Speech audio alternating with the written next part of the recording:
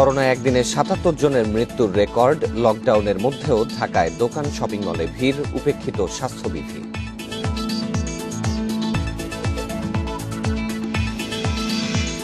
করোনায় স্বাস্থ্য খাতে দুর্নীতি হচ্ছে কিনা তা নজরে রাখছে দুদক। গুরুত্ব দেয়া হচ্ছে গণমাধ্যমে প্রকাশিত প্রতিবেদনে।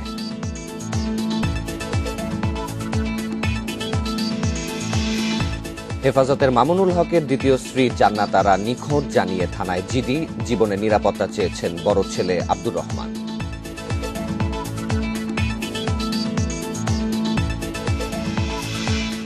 এবং মিয়ানমারে জান্তা বিরোধী বিক্ষোভে একদিনে নিহত বেড়ে ৮০ জন। এ পর্যন্ত মারা গেছে ৬০০ বিক্ষোভকারী।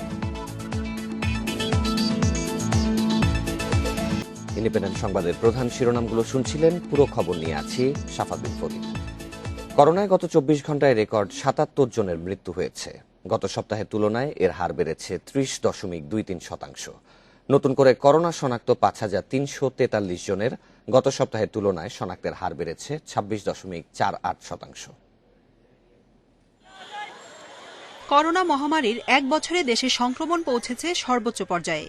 স্বাস্থ্যবিধি না মানা ও তদারকির অভাবে এই অবস্থা বলে মনে করছেন জনস্বাস্থ্যবিদরা। এ অবস্থায় ১৪ এপ্রিল থেকে এক সপ্তাহের কঠোর লকডাউনের ঘোষণা দিয়েছে সরকার। গত ২৪ ঘণ্টায় ২৬,০৭৭ নমুনা মনে করছেন জনস্বাস্থ্যবিদরা। এ অবস্থায় ১৪ এপ্রিল থেকে এক সপ্তাহের কঠোর লকডাউনের ঘোষণা দিয়েছে সরকার। গত ২৪ ঘণ্টায় ২৬,০৭৭ নমুনা পরীক্ষায় করোনা শনাক্ত হয়েছে ৫,৩৪৩ জনের। গত সপ্তাহের তুলনায় শনাক্তের হার বেড়েছে ২৬.৪৮%।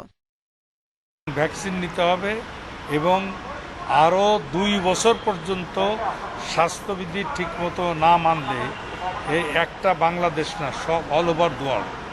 গতকাল স্ট্যাটিস্টিক্স দিচ্ছে পৃথিবীতে কত বাড়তেছে। সুতরাং আমাদের কেয়ারফুল না হওয়া, না হলে আমার কোথায় মাটি টাটি দেওয়া হবে সেই ব্যাপারে সিদ্ধান্ত নিতে হবে। একদিনে সর্বোচ্চ ৭৭ জনের মৃত্যুর রেকর্ড হয়েছে। এর ৪৪ জনের বয়সই ৬০-এর বেশি। মৃত্যু হয়েছে ২০ বছরের কম বয়সী একজনের। এছাড়া মৃত ৭৭ জনের ৫১ জনই ঢাকা বিভাগের বাসিন্দা। এ নিয়ে করোনায় মোট প্রাণহানি ৯,৬৬১ জনের। অবশ্যই ভ্যাকসিন নেবেন, পাশাপাশি স্বাস্থ্যবিধি অবশ্যই মেনে চলতে হবে। আমরা সামাজিক দূরত্ব মেনে চলতে হবে, হাত ধোয়ার অভ্যাস, মাস্ক পরার অভ্যাস, এই যে জনসমাগম থেকে দূরে থাকা, এই সব কিছু কিন্তু আমাদের মানতেই হবে, আমরা টিকা নেই বা না নেই। এদিকে গত ২৪ ঘণ্টায় সুস্থ হয়েছেন ৩,৮৩৭ জন। গত সপ্তাহের তুলনায় সুস্থতার হার বেড়ে দাঁড়িয়েছে ৪২.৫৮%। জান্নাতুল ফেরদাউস তানভি, ইন্ডিপেন্ডেন্ট নিউজ, ঢাকা। এদিকে হাসপাতালে করোনার কারণে ব্যাহত হচ্ছে সাধারণ রোগীর চিকিৎসা। জটিল রোগীর সেবা পাচ্ছেন সবচেয়ে কম। সরকারি হাসপাতালে কমেছে সার্জারির সংখ্যাও। আউটডোরেও আছে চিকিৎসক স্বল্পতা। কোভিড রোগী, যেমন ধরেন ক্যান্সারের রোগী, স্ট্রোকের রোগী, কিডনির রোগী, তাদের চিকিৎসা ব্যাহত হচ্ছে। তাদেরকে আমরা চিকিৎসা দিতে পারছি না। খোদ স্বাস্থ্যমন্ত্রী জানিয়েছিলেন করোনার কারণে অন্য রোগীদের চিকিৎসা দেয়া যাচ্ছে না ঠিক মতো। এই বক্তব্যের সত্যতা মিলল রাজধানীর হাসপাতাল ঘুরে। শনিবার সোহরাওয়ার্দী হাসপাতালে দেখা গেল জটিল রোগী ভর্তি হতে পারছেন না, আবার বেড না থাকায় ছেড়ে দেওয়া হচ্ছে অনেককে। আমাদের এই রুগী আসছে সিলেট থেকে, সিলেটে থাকেন, তো বললো যে না এখন করোনার মধ্যে দেওয়া যাবে না, এই জায়গায় পাঠায় ওই জায়গায় পাঠায়, বলে সিট খালি নেই। পরে আমাদের আবার পাঠাই দিচ্ছে, আবার আমরা বাসায় থেকে গেছি। এই দূরের থেকে, কত দূর থেকে আসি, দূর থেকে পাঠাই দিচ্ছে আমাদের সোহরাওয়ার্দী আসি, বলে ডাক্তার দেখে না, কোনো রকম দেখে না। করোনা ইউনিটে অতিরিক্ত চিকিৎসক দিতে হওয়ায় দুর্ভোগ বেড়েছে হাসপাতালের আউটডোরে। এই নিয়ে ক্ষুব্ধ প্রতিক্রিয়া জানালেন অনেকে। ডাক্তার আসবে 11টা বাজে, আমি এখন অনেক দিকে খারাপ হয়ে রয়েছি, মাগির এই ওরা ঝাড় দিতেছে কইতাছে এখন ডাক্তার আসবে না। রোগীর স্বার্থেই আমরা যে রুটিন কেস যেগুলি নন কোভিড, সেটা কিন্তু আমরা অলরেডি সীমিত করে দিয়েছি এবং ইমার্জেন্সি যেটা সেটা চালু আছে। এই সময় হাসপাতালটা একটা সোর্স অফ ইনফেকশন, এখানে বিশেষ প্রয়োজন না হলে টেলিমেডিসিনের মাধ্যমে সেবা নেওয়াটাই ভালো। বড় হাসপাতালগুলোতে জরুরি সেবা চালু থাকলেও আশঙ্কাজনকভাবে কমেছে সার্জারি। তবে গুরুতরদের ক্ষেত্রে আছে ব্যতিক্রম। আমাদের মেডিসিন 800 জায়গায় 1,500 2,000 রোগী থাকতো, সেটা তো আমরা কোভিডে শিফট করে ফেলেছি, ট্রান্সফর্ম করে ফেলেছি।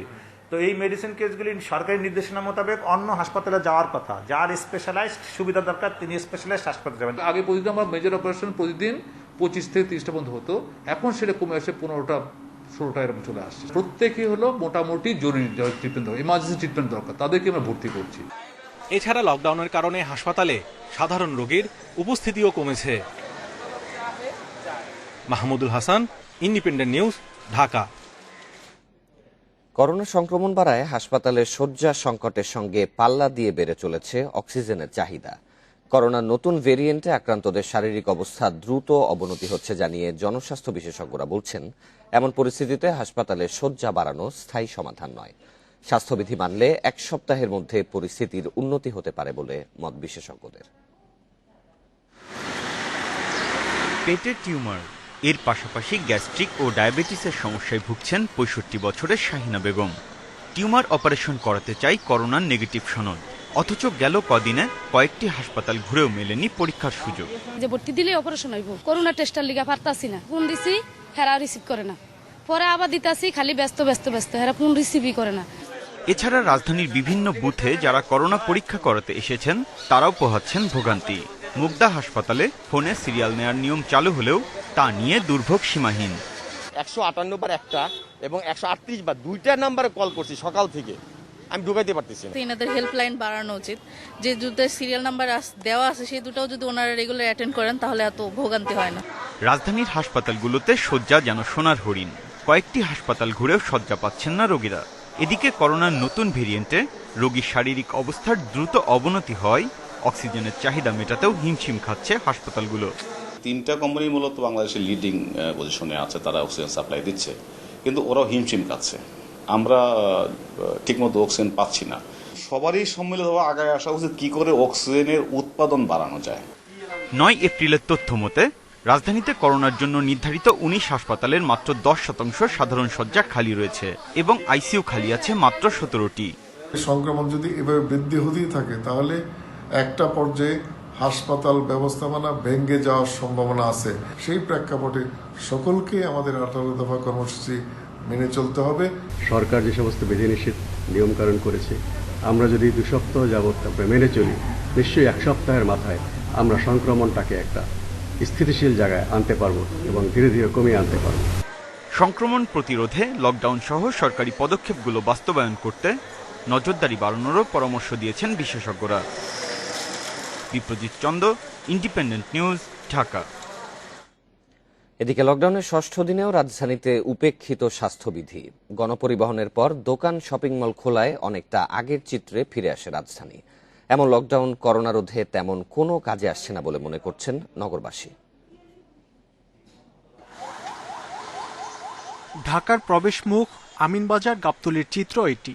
বিধিনিষেধের কারণে সব যানবাহন ঢাকায় প্রবেশ করতে না পারায় অনেক দূর হেঁটে আসছেন নানা শ্রেণী পেশার মানুষ। আবার যেসব যানবাহন ঢাকায় প্রবেশ করছে সেগুলোকে পাড়ি দিতে হচ্ছে লম্বা যানজট। সাধারণ মানুষের মতে এমন লকডাউন যাত্রাপথে বাড়িয়েছে ভোগান্তি। এখন কষ্ট কত রাস্তা হাইটে যেতেছি, যাইতে হইব, আমার জীবিকার জন্য আমার যাইতেই হবে। আসলে লকডাউনও হচ্ছে না, মানে স্বাস্থ্যবিধিও মানা হচ্ছে না, কোনো কিছুই হচ্ছে না। মাঝখানে দিনমজুর যারা খেটে খাওয়া মানুষ যারা, তারা আছে বিপদে। এদিকে স্বাস্থ্যবিধি মানা শর্তে দোকান খোলার অনুমতি পেলেও বেশিরভাগ দোকান মার্কেটে উপেক্ষিত স্বাস্থ্যবিধি। শারীরিক দূরত্ব না মেনে আবার অনেক বিক্রেতা মাস্ক না পরেই করছেন বেচাকেনা। মাস্ক পরলে আমরা ডাক দিতে পারি না, বুঝলেন, ডাক দিলে মানুষ শুনে না। গরমের বাপের কারণে আরো কাজ সর্দি বেশি হয়, এই জন্য মাস্ক সবসময় পরে থাকা যায় না। নিউ মার্কেট সহ বিভিন্ন দোকানে ছিল ক্রেতাদের উপচে পড়া ভিড়। অনেক ক্রেতার মধ্যেও দেখা গেছে স্বাস্থ্যবিধি না মানার প্রবণতা। দমটা আটকে আসে, তো এই জন্য একটু ফাঁকা করি, আবার পরে দিয়ে ঢেকে দিই। মানুষের মাঝে যে একটা আতঙ্ক থাকার কথা সেই রকম কোনো কিছুই নেই, স্বাভাবিক দিনে যেভাবে হয় সেভাবেই কেনাকাটা চলতেছে। লকডাউন আবারও বাড়ার ঘোষণায় মার্কেটে ক্রেতার চাপ বেড়েছে বলে মনে করেন বিক্রেতারা।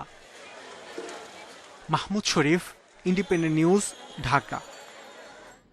এবারে ফরিদপুর থেকে করোনা পরিস্থিতির আরো বিস্তারিত জানাতে যোগ দিচ্ছেন সহকর্মী মফিজুর রহমান। মফিজ, আজকে লকডাউনের 7ম দিনে পড়ছে, তো এই 7 দিনের মধ্যে মানুষের মধ্যে স্বাস্থ্যবিধি মানার প্রবণতা বেড়েছে কিনা বিস্তারিত জানাবেন।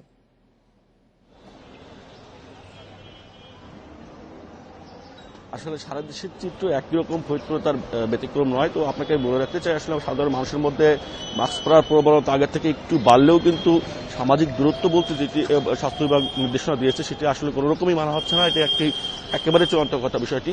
অন্যদিকে ফরিদপুরের নিউ মার্কেট সহ বিভিন্ন বাজার যেগুলো আছে বা বিপণী বিতানগুলো আছে, সেখানে কিন্তু আমরা গিয়ে দেখেছি যে পর্যাপ্ত সংখ্যক মানুষের উপস্থিতি সেখানে আছে। এবং ফরিদপুর জেলার civil surgeon doctor Siddiqur Rahman যেটি বলেছেন যে এইভাবে যদি মানুষ তাদের নিজেদের সচেতনতা না হয় সেক্ষেত্রে কিন্তু একটা চড়া মূল্য দিতে হবে এবং তখন কিন্তু মানে আফসোস করা ছাড়া কোনো কিছু থাকবে না, এমনটি কিন্তু সিভিল সার্জন বলেছে। আপনাকে একটা পরিসংখ্যান দিতে চাই ফরিদপুর জেলার। ফরিদপুর জেলায় এই পর্যন্ত করোনায় আক্রান্ত হয়েছে 9,250 জনের মতো রোগী। এর মধ্যে ফরিদপুর সদরে হয়েছে শুধুমাত্র 5,624 জন ফরিদপুর সদরে হয়েছে এবং এই সদরেই কিন্তু মারা গেছে প্রায় 87 জন মানুষ কিন্তু করোনায় আক্রান্ত হয়ে মারা গেছে। অন্যদিকে যদি আপনি আক্রান্তের হার দিয়ে মূল্যায়ন করেন সেক্ষেত্রে বলতে হবে ফরিদপুরে আক্রান্তের হার 21.19 এবং মৃতের হার কিন্তু 1.42% মৃতের হার রয়েছে। অন্যদিকে ফরিদপুরের জেলার কিন্তু দ্বিতীয় অবস্থানে রয়েছে ভাঙ্গা উপজেলা, সেখানে কিন্তু এই পর্যন্ত মারা গেছে 16 জন করোনা আক্রান্ত রোগী। আমি কথা বলেছিলাম ফরিদপুরের জেলা প্রশাসক অতুল সরকারের সঙ্গে, তিনি যেটি বলেছেন যে সরকারি যে বিধি রয়েছে, সরকারি যে আদেশ রয়েছে স্বাস্থ্য মন্ত্রণালয় থেকে প্রেরিত, সেই আদেশের প্রেক্ষিতে কিন্তু আমরা জেলার প্রত্যেকটি উপজেলা এবং জেলা সদরে বিভিন্ন জায়গায় আমরা প্রচারপত্র, মাইকিং সহ বিভিন্নভাবে জনসাধারণকে বোঝানোর চেষ্টা করেছে এবং এটা অব্যাহত রয়েছে। বিশেষ করে জেলা প্রশাসনের পক্ষ থেকে কিন্তু তারা ম্যাজিস্ট্রেট দিয়ে বিভিন্ন জায়গায় মোবাইল কোর্ট করেছে। আর মোবাইল কোর্ট পরিচালনাকারী কয়েকজন ম্যাজিস্ট্রেটের সঙ্গে কথা বলেছিলাম, তারা বলেছেন যে আসলে মানুষকে স্বাস্থ্য দিয়ে আমাদের মূল কাজ নয়, মূলত হচ্ছে মানুষকে সচেতন করার জন্যই মূলত আমাদের এই অভিযান এবং সরকারের নির্দেশনা সেমনটি। অন্যদিকে জেলা পুলিশ প্রশাসনের পক্ষেও থেকেও কিন্তু পৃথক পৃথকভাবে তারা জনসচেতনতার জন্য কাজ করেছেন, মাইকিং করেছেন, লিফলেট প্রচারপত্র বিলি করেছেন এবং ফরিদপুরের পুলিশ সুপারের নেতৃত্বে কিন্তু বিভিন্ন জায়গাতে দেখতে পেরেছি মাস্ক বিতরণ করেছে, যেমনটি জেলা প্রশাসন করেছেন। আশা করি যে পুলিশ এবং প্রশাসন যথাযথ উদ্যোগ নেবে এবং এছাড়া মানুষও স্বাস্থ্যবিধি মেনে চলবে। সংবাদের এ পর্যায়ে নিচ্ছি বিরতি, ফিরে এসে আরো যা দেখবেন। চট্টগ্রামের এনায়েত বাজারে হেলে পড়েছে 5 তলা ভবন, সরিয়ে নেওয়া হয়েছে আশপাশের বাসিন্দাদের।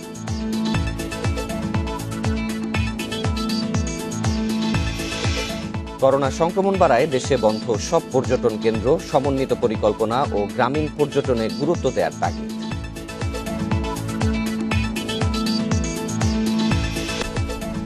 করোনা মহামারীর সময়ে স্বাস্থ্য খাতের বিভিন্ন টেন্ডারে দুর্নীতি হচ্ছে কিনা তা নজরে রাখছে দুদক। এজন্য সংস্থাটির গোয়েন্দারা কাজ করছে বলে জানিয়েছেন দুদক চেয়ারম্যান মঈনুদ্দিন আব্দুল্লাহ। এক্ষেত্রে গুরুত্ব দেওয়া হচ্ছে গণমাধ্যমে প্রকাশিত প্রতিবেদনেও। গত বছর মার্চে করোনা সংক্রমণ দেখা দেওয়ার পর ঘোষণা হয় সাধারণ ছুটি। বেশ কয়েকটি হাসপাতালকে করোনা চিকিৎসার জন্য বিশেষায়িত করা হয়। কেনা হয় শত কোটি টাকার স্বাস্থ্য সুরক্ষা সামগ্রী। পরবর্তীতে এসব কেনাকাটায় ব্যাপক দুর্নীতির অভিযোগ ওঠে। মাস্ক বা পিপি থেকে শুরু করে করোনা টেস্ট সবকিছুতেই পাওয়া যায় দুর্নীতির অভিযোগ। নানান দুর্নীতির অভিযোগে গ্রেপ্তার হয় রিজেন্ট হাসপাতালের মালিক শাহেদ, জেকেজি গ্রুপের কথিত চেয়ারম্যান ডাক্তার সাবরিনা সহ অনেকে। অনিয়মের অভিযোগে পদত্যাগ করতে বাধ্য হন স্বাস্থ্য অধিদপ্তরের তখনকার ডিজি আবুল কালাম গ্রুপের কথিত চেয়ারম্যান ডাক্তার সাবরিনা সহ অনেকে। অনিয়মের অভিযোগে পদত্যাগ করতে বাধ্য হন স্বাস্থ্য অধিদপ্তরের তখনকার ডিজি আবুল কালাম আজাদ। এবছর করোনা সংক্রমণ বেড়ে যাওয়ায় চিকিৎসা নিশ্চিত করতে এরই মধ্যে কেনা হচ্ছে আইসোলেশন বেড, অক্সিজেন সিলিন্ডার ও আইসিইউ সরঞ্জাম। এসব কেনাকাটায় অনিয়ম দুর্নীতি হলে দুদক ব্যবস্থা নেবে বলে জানান সংস্থাটির চেয়ারম্যান। করোনাকালীন সময় যেন দেশের দুর্নীতি করে দেশের সাধারণ লোকজনকে যেন বঞ্চিত না করা হয় সেদিকে দৃষ্টিপাত রাখা হবে। স্বাস্থ্য খাতের চলমান কেনাকাটায় দুর্নীতির বিষয়ে দুদকের গোয়েন্দারা নজরদারি চালাচ্ছে বলেও জানান চেয়ারম্যান। আমাদের যে গোয়েন্দা ইউনিট আছে তার মাধ্যমে আপনাদের মাধ্যমে আমরা অবজার্ভ করব। এছাড়া এর আগে যারা করোনাকালে দুর্নীতি করেছেন আদালতের মাধ্যমে তাদের শাস্তি নিশ্চিত করতেও বদ্ধপরিকর দুদক। Rishad Huda, Independent news, Dhaka. Public বিশ্ববিদ্যালয়গুলো করোনা ভাইরাস নিয়ে গবেষণা শুরু করলেও অর্থের অভাবে বন্ধ হয়ে গেছে। কয়েক দফা টাকা চেয়ে বিশ্ববিদ্যালয় মঞ্জুরি কমিশনকে চিঠি দিলেও কোনো কাজ হয়নি। কমিশন বলছে অর্থ দেওয়ার জন্য চেষ্টা চলছে। ঢাকা বিশ্ববিদ্যালয়ের উচ্চতর বিজ্ঞান গবেষণা কেন্দ্রে গত বছরের এপ্রিল মাসে করোনা ভাইরাসের জিনোম সিকোয়েন্সিং এর কাজ শুরু হয়। সেই সঙ্গে ভাইরাস নিয়ে গবেষণার কাজও শুরু করে তারা, কিন্তু কিছুদিন পরেই টাকার অভাবে কাজ বন্ধ হয়ে যায়। এরপর টাকা চেয়ে বিশ্ববিদ্যালয় মঞ্জুরি কমিশনকে চিঠি দেয় তারা, কিন্তু সেই টাকা এখনো পায়নি। সেই সঙ্গে করোনা শনাক্তের কাজও গত 1 বছর ধরে এখানকার গবেষকরা করছেন কোনো অর্থ ছাড়াই। করোনা পরিস্থিতিতে গবেষণা কাজ আমরা চালিয়ে যাচ্ছিলাম, কিন্তু পারা যাচ্ছিল না, কারণ দূরত্ব বজায় রেখে, তারপরে নিরাপদ দূরত্ব, তারপরে মানে পয়সা নাই, এটা একটা বিষয়। পয়সা আমরা সব জায়গায় চাই, ইউনিভার্সিটি গ্র্যান্ট কমিশনে চাই। এরকম কয়েকটি পাবলিক বিশ্ববিদ্যালয়ই করোনা নিয়ে গবেষণার প্রস্তাব জমা দিয়েছে মঞ্জুরি কমিশনে, কিন্তু টাকার অভাবে কেউই কাজ শুরু করতে পারছে না। গবেষকরা বলছেন, দেশের বিশ্ববিদ্যালয়গুলোতে গবেষণার পরিবেশ এখনো গড়ে ওঠেনি। কারণ আমরা এদিকে ফোকাসই করি না, আমরা এগুলোকে মূল্যায়নই করতে শিখি। প্রতিষ্ঠান যদি মূল্যায়ন করতে না শেখে, রাষ্ট্র যদি মূল্যায়ন করতে না শেখে, ফ্যাসিলিটি যদি ডেভেলপ করতে না দেয়, তাহলে ব্যক্তির সদিচ্ছা থাকলেও এখানে কোনো কিছু করা সম্ভব না। বিশ্ববিদ্যালয় মঞ্জুরি কমিশন বলছে, কিছু গবেষণার কাজ চলছে। গবেষণার কাজ পুরোদমে করার জন্য টাকা ছাড়ের ব্যবস্থা করা হচ্ছে। আমরা বিশ্ববিদ্যালয়গুলোর কাছ থেকে চাহিদা পেয়েছি, এই চাহিদা আমরা সরকারের কাছে পাঠিয়ে দেওয়া হয়েছে। সরকারের কাছ থেকে এই বিষয়ে বিশেষ বরাদ্দ পাওয়া মাত্রই আমরা বিশ্ববিদ্যালয়ে পৌঁছে দেব। এখানকার গবেষকরা যখন দেশের বাইরে যাচ্ছেন, তখন নানা বিষয়ে সুনামের সঙ্গে কাজ করছেন, অথচ ইচ্ছা থাকার পরও দেশে গবেষণার তেমন কোনো সুযোগ পাচ্ছেন না। সংশ্লিষ্টরা বলছেন, বর্তমান করোনা পরিস্থিতি মোকাবেলায় এসব গবেষকদের সঙ্গে নিয়ে কাজ করা জরুরি। Nure Alam, Independent news, Dhaka. Corona সংক্রমণ বেড়ে যাওয়ায় আবারও পুরোপুরি বন্ধ বিনোদন কেন্দ্র, রিসোর্ট সহ দেশের সব পর্যটন কেন্দ্র। দীর্ঘদিন লোকসানে থাকায় এরই মধ্যে ব্যবসা বন্ধ করে দিয়েছে অনেকেই। এ অবস্থায় ব্যবসা টিকিয়ে রাখতে সীমিত পরিসরে হলেও পর্যটন কেন্দ্রগুলো খুলে দেওয়ার দাবি ব্যবসায়ীদের। বিশেষজ্ঞরা বলছেন, সমন্বিত পরিকল্পনার পাশাপাশি গ্রামীণ পর্যটনেও গুরুত্ব দিতে হবে। গত বছর করোনা সংক্রমণ শুরুর পর থেকে দীর্ঘ সময় বন্ধ থাকে দেশের সব পর্যটন খাত। সেই সঙ্গে কয়েকটি দেশ ছাড়া বিভিন্ন নিষেধাজ্ঞায় প্রায় 1.5 বছর ধরে বন্ধ বিদেশ ভ্রমণও। গত বছরের নভেম্বরে অভ্যন্তরীণ পর্যটন খুলে দেয়ায় ঘুরে দাঁড়ানোর চেষ্টা করেন ব্যবসায়ীরা। তবে দেশে করোনার দ্বিতীয় ঢেউয়ে সংক্রমণ আরও বাড়ায় পুরোপুরি বন্ধ বিনোদন কেন্দ্রগুলো। তাই ব্যবসা টিকিয়ে রাখতে সীমিত পরিসরে পর্যটন স্পট খুলে দেওয়ার দাবি তাদের। এক কলিগ অন্য ব্যবসা, খেজুরের ব্যবসায় গেছে, কেউ আমের সময় আমের ব্যবসা করছে। আমাদের ভাগ্য কোথায় নিয়ে যায় এই পরিস্থিতিতে একমাত্র আল্লাহ জানে। ডোমেস্টিক ট্যুরিজমটা ছিল, এটা এখনো বন্ধ হয়েছে, ব্যাঘাত হচ্ছে। কেন ব্যাঘাত হচ্ছে? লকডাউন দিচ্ছে। লকডাউন দেওয়াতে মানুষের মধ্যে একটা মানসিক চাপ, যে চাপটুকু সে কোথাও ভ্রমণ করার সুযোগ নেই, কারণ সরকার সেই ট্যুরিস্ট ডেস্টিনেশনটা বন্ধ করে রেখে দিয়েছেন, কিন্তু বইমেলা খোলা। করোনার মধ্যে সীমিত পরিসরে ব্যবসা চালু করতে প্রধানমন্ত্রীর কাছে চিঠিও দিয়েছে tourism resort industries of Bangladesh, টিআব। স্বাস্থ্যবিধি মেনে রিসোর্ট খুলে দেয়া হলে এ খাতের 4 লাখ মানুষের কর্মসংস্থান টিকে থাকবে বলেও দাবি তাদের। জনসমাগমের বিপরীতে প্রাকৃতিকভাবে গড়ে ওঠা রিসোর্টগুলোতে লকডাউনের সময় খোলা রাখার জন্য আবেদন জানাচ্ছি। এতে স্থানীয় কর্মসংস্থানের ক্ষতি হবে না। পর্যটন বিশ্লেষকরা বলছেন, ব্যবসা টিকিয়ে রাখতে অবশ্যই স্বাস্থ্যবিধি মানতে হবে। সেই সঙ্গে পারিবারিক পর্যটন কিভাবে চালু করা যায় তা নিয়েও চিন্তা করতে হবে বলে জানান তিনি। 45 লক্ষ পর্যটন কর্মী ঘরে বসে যাওয়ার একটা উপক্রম হয়েছে এবং আমরা দেখতে পাবো যে ব্যবসায়ীদের ভিতরে একটা হতাশা কাজ করছে। তো এই অবস্থা থেকে আমার মনে হয় যে উত্তরণের জন্য সরকারকে একটা নানান রকমের পলিসি হাতে নিতে হবে। এছাড়াও ব্যবসা পরিচালনা ব্যয় কমানোর পাশাপাশি বিনা শর্তে ঋণ সুবিধা নিশ্চিত করার দাবি পর্যটন ব্যবসায়ীদের। Sohel Rana, independent news, Dhaka. হেফাজতে ইসলামের যুগ্ম মহাসচিব মামুনুল হকের কথিত দ্বিতীয় স্ত্রী জান্নাত আরা ঝর্ণা নিখোঁজ জানিয়ে থানায় সাধারণ ডায়েরি করেছেন তার বড় ছেলে আব্দুর রহমান। গত রাত 10টার দিকে রাজধানীর পল্টন থানায় জিডিটি করা হয়। এ সময় জীবনের নিরাপত্তাও চেয়েছেন তিনি। জিডিতে রহমান উল্লেখ করেছেন, বেশ কিছুদিন ধরে তার মা জান্নাত আরা ঝর্ণার সঙ্গে যোগাযোগ করতে না পেরে রাজধানীর ধানমন্ডির নর্থ সার্কুলার রোডে মায়ের বাসায় যান তিনি।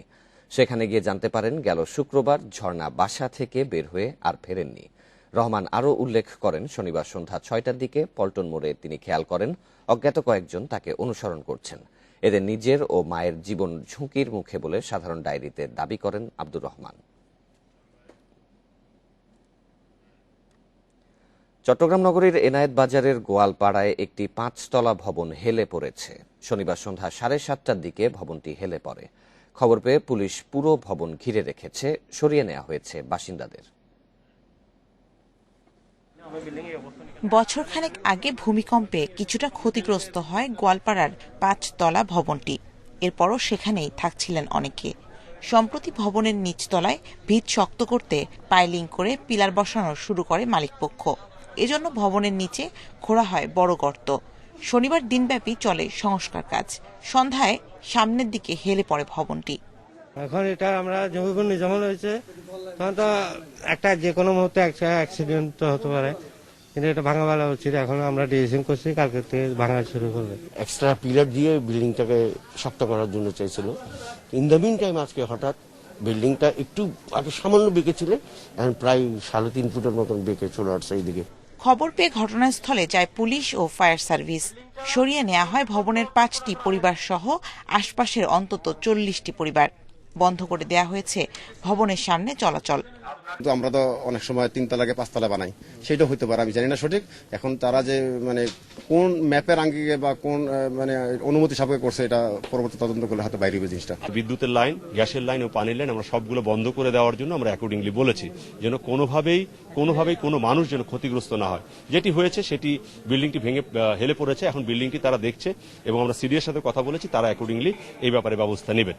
ভবনটিতে সংস্কার কাজ চালানোর ব্যাপারে সংশ্লিষ্ট কর্তৃপক্ষের কোনো অনুমতিপত্র দেখাতে পারেননি মালিকপক্ষ। Independent news desk. চট্টগ্রামের এনায়েত বাজারের গোয়ালপাড়া এলাকায় 5তলা ভবন হেলে পড়ার বিষয়ে এবার ঘটনাস্থল থেকে আরো জানাতে যোগ দিচ্ছেন সহকর্মী অনুপম শীল। অনুপম, সকাল থেকে ভবনের পরিস্থিতি কেমন দেখছেন? এবং আরেকটি বিষয়, সেটি হচ্ছে সংস্কার কাজ চালানোর ব্যাপারে কর্তৃপক্ষের কোনো অনুমতি নেওয়া হয়নি, এ ব্যাপারে কি ব্যবস্থা নেওয়া হচ্ছে?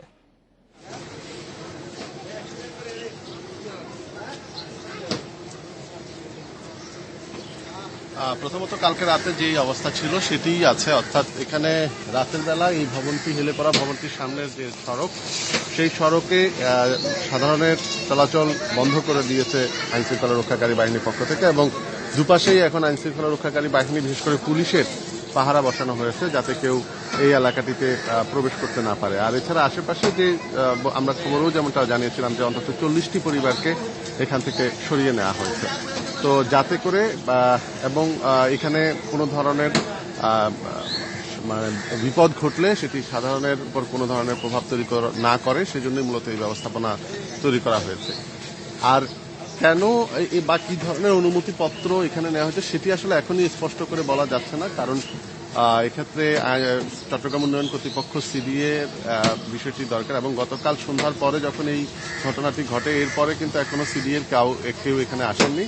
তো পুলিশের পক্ষ থেকে সিডিএর সাথে যোগাযোগ করা হয়েছে, তারা হয়তো আজকে সকালে আসবে, অর্থাৎ কিছুক্ষণ পরে হয়তো আসবে, এবং তবে সেটি কখন নাগাদ আসবে সেটি এখনো আমরা এই তথ্য পাইনি। তো সেক্ষেত্রে তারা আসলে এক্ষেত্রে এই ভবনটির অনুমতি এবং এই ভবনটির কারিগরি বিষয়ে যে ধরনের অনুমতি তাদের নেয়ার কথা ছিল সেটি সঠিকভাবে অনুসরণ করা হয়েছে কিনা সেটি খতিয়ে দেখা হবে। পাশাপাশি এখানে যে সংস্কার কাজটি চালানো হচ্ছে অর্থাৎ এই ভবনটা আগে থেকেই কিছুটা হেলে পড়েছিল, সেক্ষেত্রে এই সংস্কার কাজ চালানোর জন্য সঠিক অনুমতি এই ভবন মালিক কর্তৃপক্ষের আছে কিনা সেটিও খতিয়ে দেখা হবে। তো আপাতত এখানে যারা এই ভবনের বাসিন্দা ছিলেন তাদেরকে সরিয়ে নেওয়া হয়েছে, পাশাপাশি এই ভবনের আশেপাশে যারা আছেন তাদেরকে সরিয়ে নেওয়া হয়েছে। তবে সকাল থেকে আমরা দেখছি যে এখানে এই ভবনটিকে ঘিরে উৎসুক মানুষের আনাগোনা, অর্থাৎ অনেকে আশপাশে এটি দেখতে এসেছেন। তবে এখন কবে নাগাদ এর পরবর্তী কার্যক্রম শুরু হবে সেটি এখন স্পষ্ট করে বলা যাচ্ছে না। চট্টগ্রামের এনায়েতপাড়া থেকে জানাচ্ছিলেন সহকর্মী। সংবাদের এই পর্যায়ে নিচ্ছি বিরতি, ফিরে এসে আরো যা দেখবেন। দেশে উৎসবমুখর পরিবেশে বোরো ধান কাটা শুরু, শ্রমিক সংকট ও আগাম বন্যার শঙ্কায় হাওড়াঞ্চলের চাষিরা।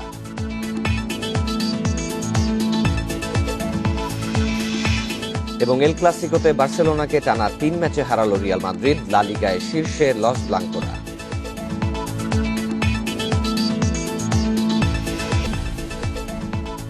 গাইবান্ধায় ঋণের টাকা পরিশোধ না করায় ব্যবসায়ীকে হত্যার অভিযোগ উঠেছে আওয়ামী লীগের এক নেতার বিরুদ্ধে।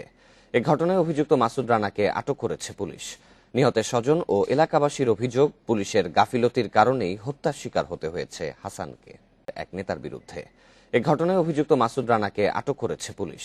নিহতের স্বজন ও এলাকাবাসীর অভিযোগ, পুলিশের গাফিলতির কারণেই হত্যার শিকার হতে হয়েছে হাসানকে। 2 বছর আগে দাদন ব্যবসায়ী ও জেলা আওয়ামী লীগের উপদপ্তর সম্পাদক মাসুদ রানার কাছ থেকে ব্যবসার জন্য টাকা ঋণ নেন হাসান আলী। স্বজনদের অভিযোগ, পাওনা টাকার জন্য 5 মার্চ হাসানকে তুলে নিয়ে যায় মাসুদ। থানায় অভিযোগের পর 7 মার্চ তাকে উদ্ধার করে থানায় নেয় পুলিশ। এরপর আবারও তাকে তুলে নিয়ে যায় মাসুদ। আমাদের পাশে কেউ ছিল না, আমরা 2 বোন ছিলাম, ছেলে মানুষ কেউ ছিল না। তখন রানা মিয়া পরে নিয়ে চলে এসছে। হ্যাঁ, নিয়ে এসে এখানে আবার বন্দি করে রাখছে। ডিডিটো করার পরে তো উনি তো আমি ছাড়ে দিবে, থানায় নিয়ে যাচ্ছে, কিন্তু ছাড়ে দিল না। তো উনারা চেক আর স্ট্যাম্পে সই চাচ্ছিল, আর হলো 5 লাখ টাকার মতো চাচ্ছিল। তা আমরা কইছি 5 লাখ টাকা এই মুহূর্তে আমাদের তো কিছুই নাই, আমরা তো এই মুহূর্তে কোনো কিছু দিতে পাবো না। শনিবার সকালে হাসান আত্মহত্যা করেছে বলে প্রচার চালায় মাসুদ। পরে এলাকাবাসীর বিক্ষোভের মুখে মাসুদের বাড়ি থেকে হাসানের ঝুলন্ত মরদেহ উদ্ধার করে পুলিশ। আটক করা হয় মাসুদকে। দরজা বন্ধ অবস্থায় একজন হ্যাঙ্গিং অবস্থায় রয়েছে, সেটা আমরা সংবাদ পাই। সাথে সাথে পুলিশ যায়, গিয়ে তাকে সেই রাস্তায় সেই জায়গা থেকে আমরা বের করি এবং পরবর্তীতে সেটা সুরতহাল করে আমরা পোস্টমর্টমের জন্য আমরা হসপিটালে পাঠিয়ে দিয়েছি। এবং যেহেতু যে বাড়িতে ঘটনা, যেহেতু ভিকটিমের বাড়ি সেটা না, যেহেতু মাসুদের বাড়িতে ঘটনা ঘটছে, আমরা মাসুদকে আমরা আটক করে থানায় নিয়ে গেছি, তাকে জিজ্ঞাসাবাদ চলছে। স্বজনদের অভিযোগ, পুলিশের গাফিলতির কারণেই ঘটেছে এই হত্যাকাণ্ড। এই ঘটনার সুষ্ঠু তদন্ত ও দোষীদের দৃষ্টান্তমূলক শাস্তি দাবি করেছে এলাকাবাসী। Independent news desk. রাজশাহীতে ছুরিকাঘাতে নিহত আনসার সদস্য মিজানুর রহমান। শনিবার রাত 8টার দিকে নগরীর হেতেম খাঁ এলাকায় এই ঘটনা ঘটে। নিহত মিজান আনসারের হ্যান্ডবল দলের খেলোয়াড় ছিলেন। এই হত্যাকাণ্ডের জন্য তার বন্ধু মাধবকে দায়ী করছেন স্থানীয়রা। প্রত্যক্ষদর্শীরা জানান, লকডাউনের কারণে ওয়াসার ওয়াটার ট্রিটমেন্ট প্ল্যান্টের পাশে এক দোকানিকে আলো নিভিয়ে ব্যবসা করতে বলেন মিজান। এ নিয়ে তার সঙ্গে তর্কে জড়ান মাধব। কিছুক্ষণ পর ছুরিকাঘাত করেন তাকে। রাজশাহী মেডিকেলে নেয়ার পর মিজানকে মৃত ঘোষণা করেন চিকিৎসক। মৃত্যুর খবর ছড়িয়ে পড়লে মাধবের বাড়ি ঘেরাও করে বিক্ষোভ করেন স্থানীয়রা। পরে মাধবকে পুঠিয়া থেকে গ্রেপ্তার করে পুলিশ।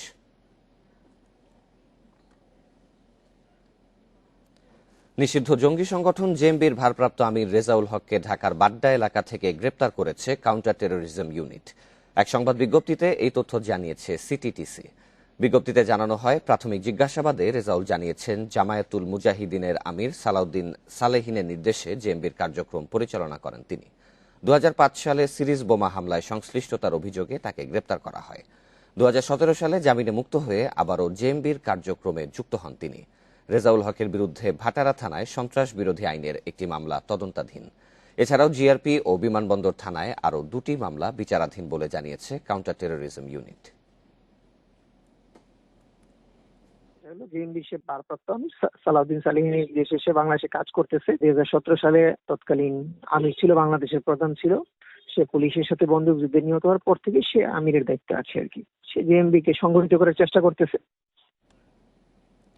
ক্যাসিনো কেলেঙ্কারিতে 2 ভাই এনু রূপনের আরও 2 মামলা ও রাজীবের একমাত্র মামলার অভিযোগপত্র এ মাসেই। তবে সম্রাট ও খালেদের চার্জশিটের জন্য অপেক্ষা করতে হবে বিদেশ থেকে তথ্য আসার উপর।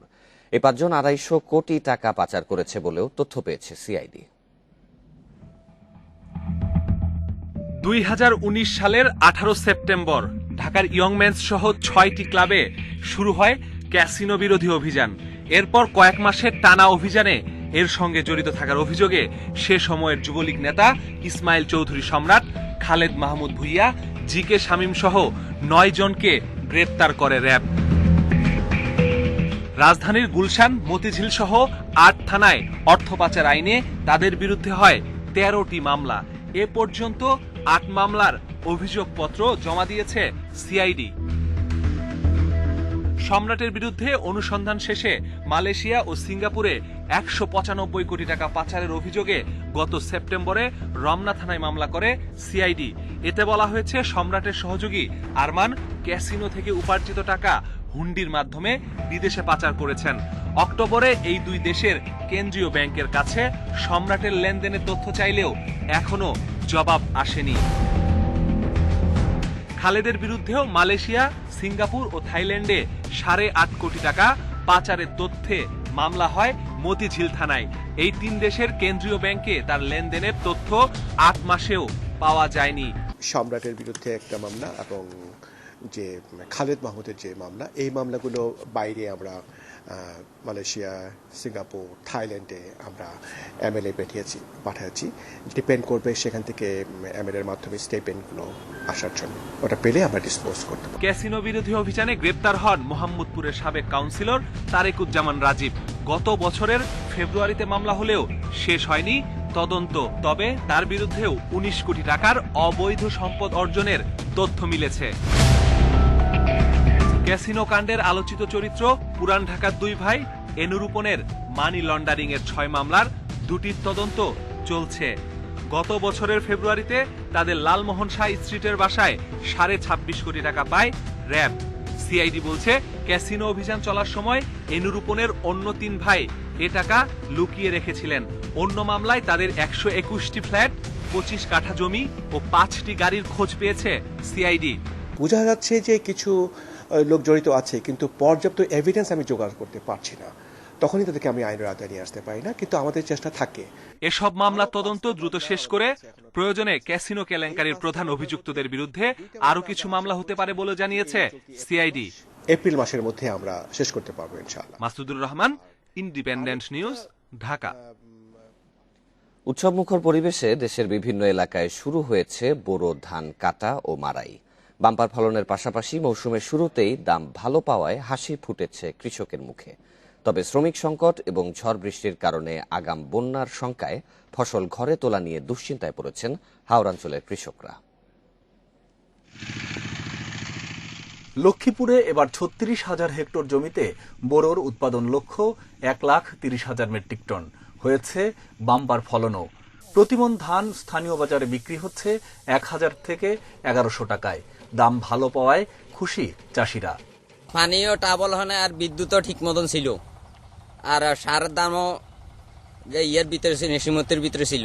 এখন ধানের ফসল এই বছর আলাদা ভালো হয়েছে, রেটও ভালো, রেটে মনে করেন 1,000 টাকা রেট চলে এখন। হবিগঞ্জে হাওরের বিভিন্ন এলাকায় আগাম জাতের ধান কাটা শুরু হয়েছে।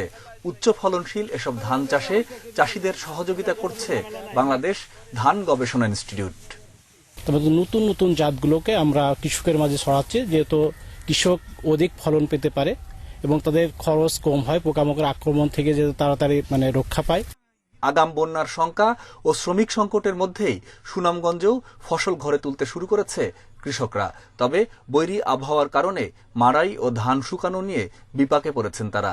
এদিকে দ্রুত ফসল ঘরে তুলতে প্রচার চালাচ্ছে প্রশাসন। এই মেশিনগুলো যে একটু হারে বাড়াইন, তাহলে আমরা শ্রমিক কুলতে লাগি আমরা যে কৃষক কুলতে খুব ভালো হইব। দেশে তো ধান কাটার মানুষ পাওয়া যান না করোনার মাঝে। কিশোরগঞ্জে 1,66,950 হেক্টরের মধ্যে হাওরে আবাদ হয়েছে 1,02,500 হেক্টর জমিতে। উৎসব মুখর পরিবেশে কাটা মাড়াইয়ে নেমেছে কৃষকেরা। স্বল্প সময়ে ফসল ঘরে তুলতে আধুনিক যন্ত্রপাতি ব্যবহারের কথা জানিয়েছে কৃষি বিভাগ। 99টি কম্বাইন হারভেস্টার, 49টি রিপারে বরাদ্দ পেয়েছি। কৃষকগণ এগুলি 70%-এ, হাওড় অঞ্চলে ক্ষেত্রে 70%-এ ধান এগুলি ক্রয় করা হচ্ছে। আগামী 2 সপ্তাহের মধ্যে সারা দেশে পুরোদমে শুরু হবে বোরো ধান কাটা মাড়াই। তবে শ্রমিক সংকট দূর করা ও ফসলের ন্যায্য দাম নিশ্চিতের দাবি জানিয়েছেন চাষিরা। Mamunur Rashid, independent news desk. 4 এপ্রিলের গরম বাতাসে বগুড়ার সারিয়াকান্দিতে ক্ষতিগ্রস্ত হয়েছে প্রায় 50 হেক্টর জমির ধান। ফলে এবার ধানের চিটা বেশি ও ফলন কম হওয়ার আশঙ্কা করছেন কৃষকরা। ক্ষতি পুষিয়ে নিতে বিভিন্ন রোগবালাই থেকে সতর্ক থাকার পরামর্শ দিচ্ছে কৃষি কর্মকর্তারা। কিছুদিন পরেই ধানে শুরু হবে সোনালী রং ধরা। ঠিক তখনই কালবৈশাখীর গরম বাতাসে বগুড়ার সারিয়াকান্দিতে প্রায় 50 হেক্টর জমির ধান নষ্ট হয়ে গেছে। ফসল ঘরে তোলার কয়েকদিন আগেই সবুজ ধানের গাছ ধূসর হয়ে পড়ায় কৃষকের মাথায় হাত। গরম হওয়ার পরের দিন আমরা জমিতে আসে দেখি সাদা শীষ বাইরে হচ্ছে।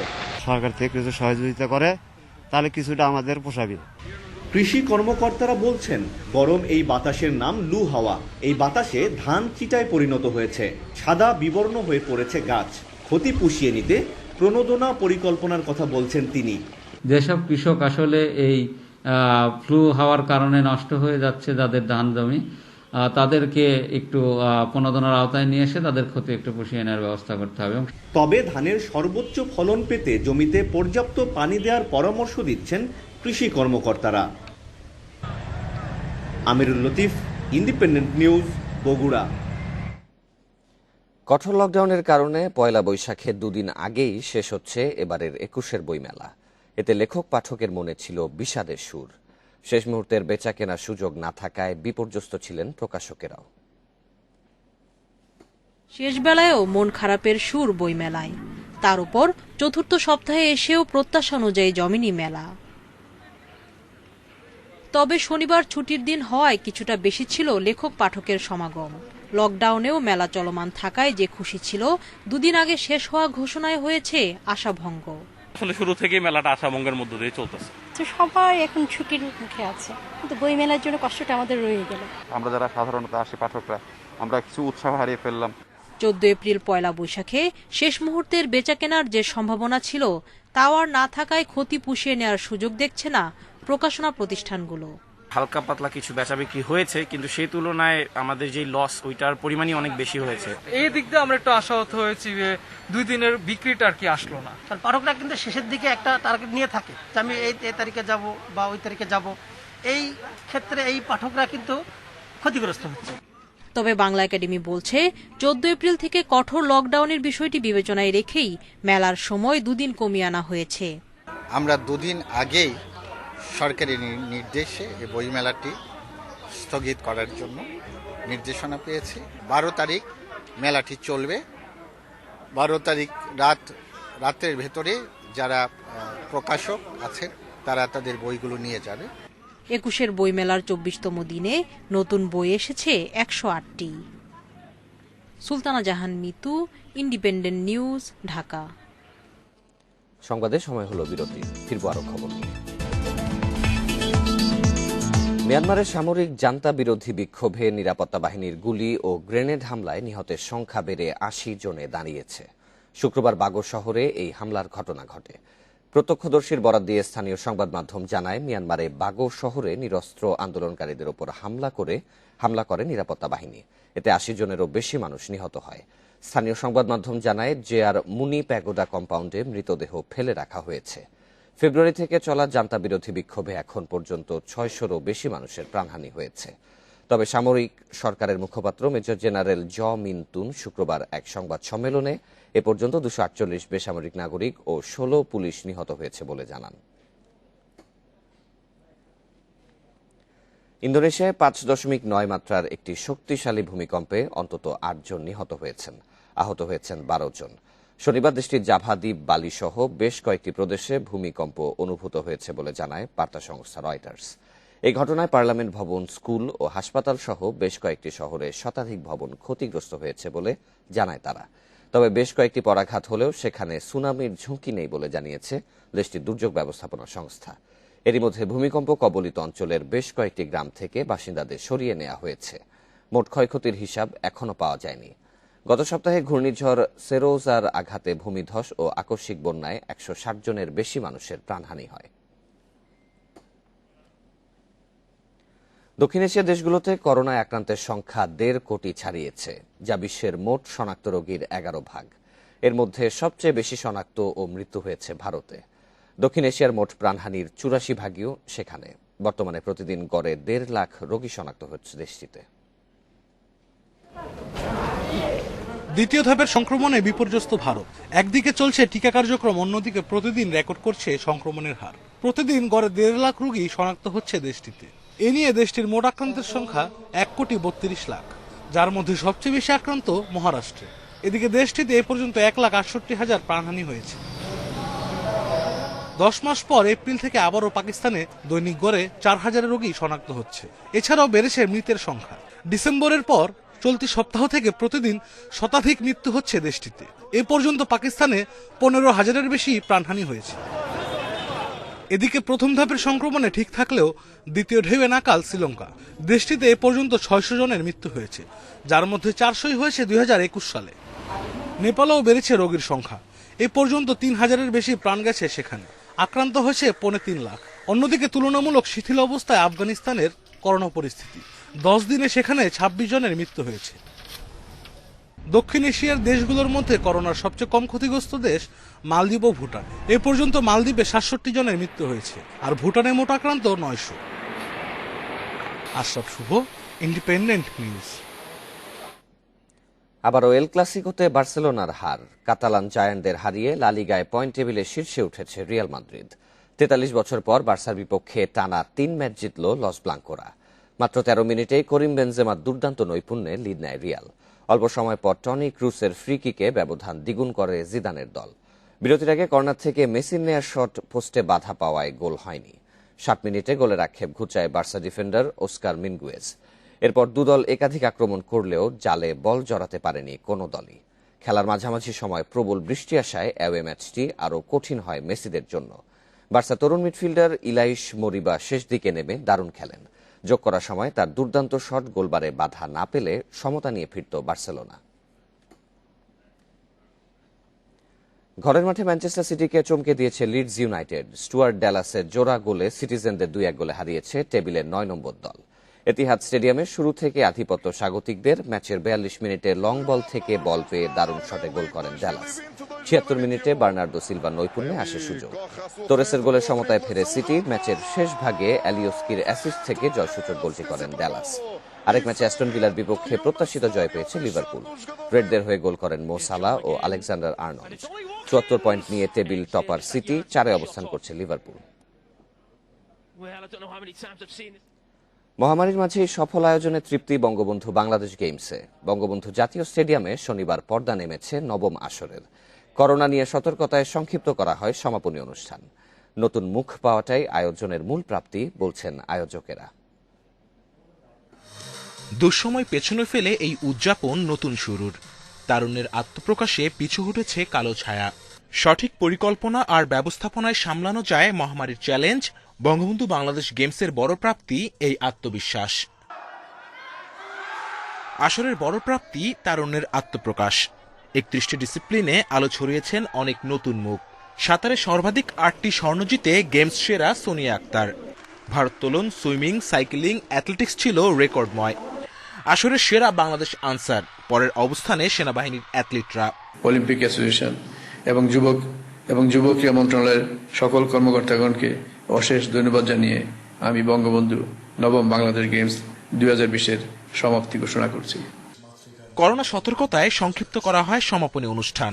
লেজার শো এর পর নিভিয়ে দেয়া হয় মশাল। কঠিন চ্যালেঞ্জ জিতে আত্মবিশ্বাসী আয়োজকেরা বলছেন, নতুন প্রতিভাদের আত্মপ্রকাশই এমন আয়োজনের মূল প্রাপ্তি। খেলোয়াড়দের উৎসাহ প্রদান এবং সম্ভাবনাময় ও সুপ্ত প্রতিভা সম্পন্ন খেলোয়াড় চিহ্নিত করা ও তাদের বিকশিতকরণের মাধ্যমে আন্তর্জাতিক ক্রীড়াঙ্গনে বাংলাদেশের অবস্থান সুদৃঢ় করাও এই আয়োজনের একটি মূল উদ্দেশ্য ছিল। সফল আয়োজন বিভিন্ন খেলায় প্রতিভাধর খেলোয়াড় নির্বাচন করতে সমর্থ হয়েছে, যা অদূর ভবিষ্যতে বৃহত্তর আন্তর্জাতিক ক্রীড়া প্রতিযোগিতায় ভালো ফলাফল অর্জন করে দেশের সুনাম বৃদ্ধি করতে সক্ষম হবে। 1 এপ্রিল ভার্চুয়ালি আসরের উদ্বোধন করেন প্রধানমন্ত্রী শেখ হাসিনা। করোনা সংখ্যাকে জয় করে সফলভাবে আসর শেষ করায় তৃপ্তি আয়োজকদের। Kamrul Hasnat, Independent news, Dhaka. New Zealand থেকে চোট নিয়ে ফেরার পর আপাতত কোনো সুখবর পাচ্ছেন না মোসাদ্দেক হোসেন। ইতিমধ্যেই এই অলরাউন্ডারের হাঁটুর এমআরআই করা হয়েছে। ঠিক কতদিনের জন্য ছিটকে যাচ্ছেন মোসাদ্দেক সেটা জানা যাবে রোববার। নিউজিল্যান্ড সফরের শুরু থেকেই চোটের সাথে লড়াই করছেন মোসাদ্দেক। পুরো সফরে হাঁটুর চোটে ভুগে খেলেন কেবল শেষ টি-20 ম্যাচ। 4 এপ্রিল দেশে ফিরে নিজ শহর ময়মনসিংহে যান তিনি। এরপর ব্যথা আরও তীব্র হলে চিকিৎসকের পরামর্শে এমআরআই করানো হয়। সব মিলিয়ে শঙ্কা জাগছে খুব শীঘ্রই হয়তো মাঠে নামা হচ্ছে না এই অলরাউন্ডারের।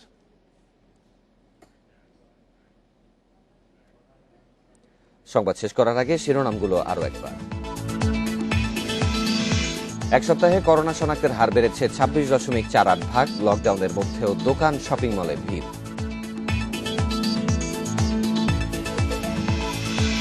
করোনায় স্বাস্থ্য খাতে দুর্নীতি হচ্ছে কিনা তা নজরে রাখছে দুদক। গুরুত্ব দেয়া হচ্ছে গণমাধ্যমে প্রকাশিত প্রতিবেদনে।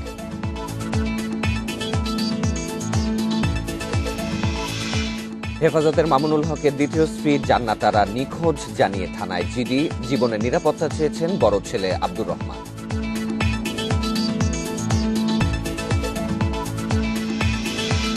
এবং মিয়ানমারে জান্তা বিরোধী বিক্ষোভে একদিনে নিহত বেড়ে ৮০ জন। এ পর্যন্ত মারা গেছে ৬০০ বিক্ষোভকারী।